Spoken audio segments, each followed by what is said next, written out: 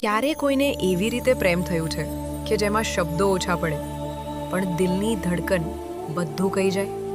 શું ક્યારે કોઈને એવું લાગ્યું છે કે આ વ્યક્તિ વગર જીવન અધૂરું છે પણ તકદીર એને તમારી પાસેથી છીનવી લે? શું પ્રેમ સાચે જ જન્મ-જન્માંતરની કડી છે કે માત્ર મનની કલ્પના? શું કોઈ પ્રેમ કથા સમય જીતી શકે છે, દૂરીઓ જીતી શકે છે, દુઃખ, તોફાન અને સમાજની દિવાલો તોડી શકે છે? અને શું કોઈ એવો પ્રેમ પણ હોય છે જે પૂર્ણ થતો નથી પણ અધૂરોપણું જ તેની સુંદરતા બની જાય છે? આજે અમે તમને લઈ જઈશું એક એવી સત્ય પ્રેમ કથામાં જે વર્ષો પહેલા શરૂ થઈ હતી પણ આજે પણ પ્રત્યેક સાંજમાં, પ્રત્યેક પવનમાં, પ્રત્યેક સ્મૃતિમાં જીવે છે. કથા છે ઉત્તર ગુજરાતના એક શાંત ગામની, જ્યાં સાંજ થવાની સાથે જ કાગડાઓની ચહક, મહિલાઓની વાટોમાં કરતી વાતો અને દૂરથી આવતી ઢોલ નગારા જેવી પવનની ધૂન જીવનને કોઈ જાદુ જેવી લાગણી આપી દેતી. અહીં રહેતો હતો મિલન, એક સીધા સાદો, અભ્યાસી પણ હૃદયથી ખૂબ સમજદાર યુવાન. મિલન માટે જીવનનું ધ્યેય સ્પષ્ટ હતું: કુટુંબની જવાબદારી અને પોતાની મહેનતાની મહેનત. પણ તકદીરને કોઈક વાર આપણા માર્ગને બદલી નાખવામાં ખાસ મજા આવે છે. એટલે જ એક દિવસ ગામના સરોવર પાસે મિલનની મુલાકાત થઈ નિધિ સાથે. એક પળ માટે પવન થંભી ગયો, આસપાસનો અવાજ ધીમો થઈ ગયો અને બંનેની આંખો એકબીજામાં અટકી ગઈ.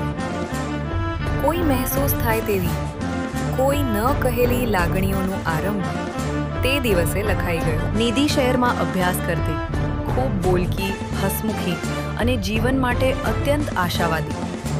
મિલન હતો શાંત, પણ નિધિની નજીક આવે એટલે તેના શબ્દો પણ સંગીતમાં બદલાઈ જતા.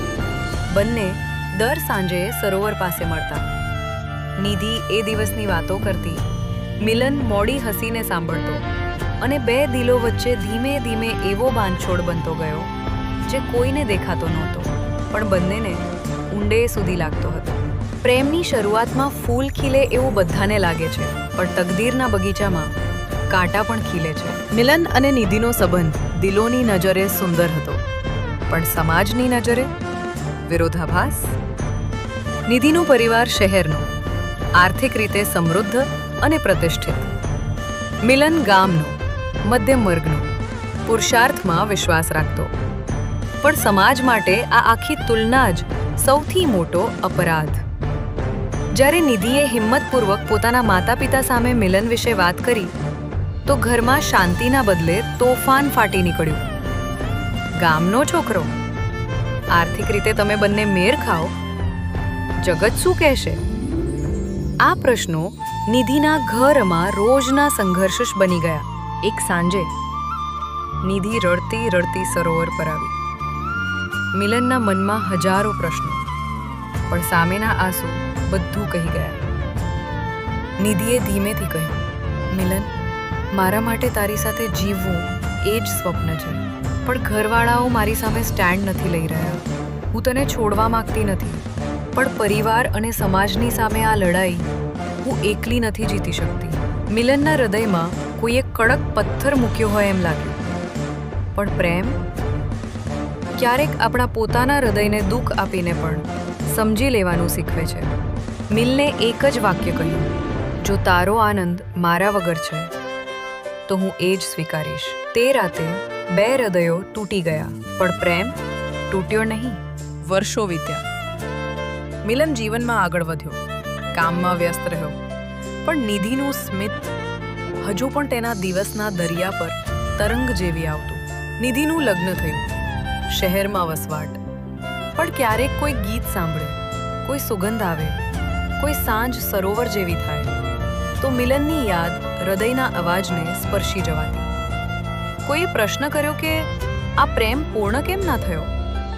તો બંને પાસે એક જ જવાબ હતો, કારણ કે પ્રેમ હંમેશા પૂર્ણ થવો જરૂરી નથી. તેનું અધૂરોપણું પણ એક સુંદરતા છે, એક યાદ છે, એક શાંત સ્વીકાર છે.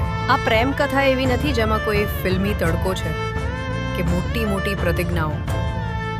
આ કથા છે સત્ય લાગણીઓની, પ્રેમ અને તકદીરની લડાઈની અને સ્વીકારની. મિલન અને નિધિ આજ સુધી એકબીજાની સ્મૃતિઓમાં છે. સંપર્ક નથી, વાત નથી, મુલાકાત નથી, પણ બંનેના દિલમાં આજે પણ એક નાની જગ્યા એકબીજાની છે. આ કથા પૂછે છે, શું પ્રેમ હંમેશા મળવું જ કહેવાય, કે ક્યારેક દૂર રહીને પણ પ્રેમ જીવતો રહે છે? શું પૂર્ણ પ્રેમો જ સુંદર છે, કે અધૂરા પ્રેમોમાં પણ એક શાંત, નરમ અને ચિરસ્થાયી જ્યોત બળે છે? કેટલાક લોકો અમારા જીવનમાં થોડા સમય માટે આવે છે, પણ તેમની અસર જીવનભર રહી જાય છે. મિલન અને નિધિની જેમ ઘણા લોકોના દિલમાં એક એવો અધૂરો પ્રેમ છે જે પૂર્ણ ન થાય, પણ હૃદયની અંદર એક દીપકની જેમ જેવી રીતે બળતો રહે છે. અને કદાચ આ જ એ પ્રેમની સૌથી મોટી જીત છે.